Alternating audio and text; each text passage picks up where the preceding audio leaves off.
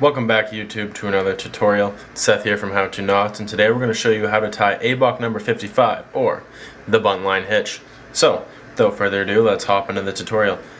The Buntline Hitch is a great hitch, and it tightens very nice, and it's adjustable, but it can have some trouble untying the knot. But let's show you how to tie it. So we're going to start, we're going to go around our anchor point here.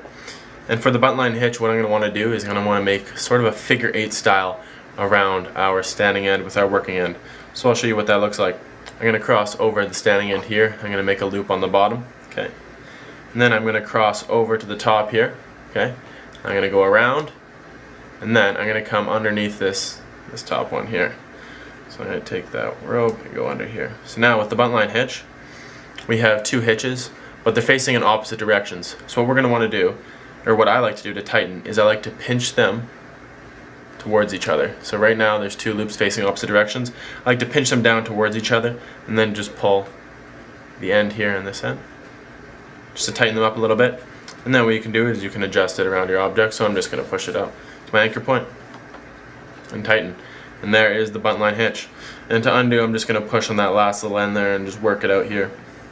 Can be tricky at times, but it is still a great hitch nonetheless. So let's tie it one more time. I'm going to go around our anchor point here.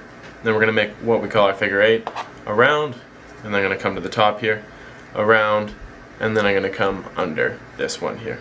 Okay, under, and then what I like to do is pinch both of these hitches towards each other like this. So I like to pinch them like this, right, and then tighten a little bit, and then slide up to the anchor point. That is the Buntline Hitch. If you like this tutorial, make sure to like, comment, and subscribe.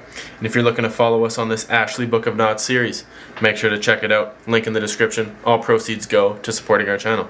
Thank you, and we'll see you in the next tutorial.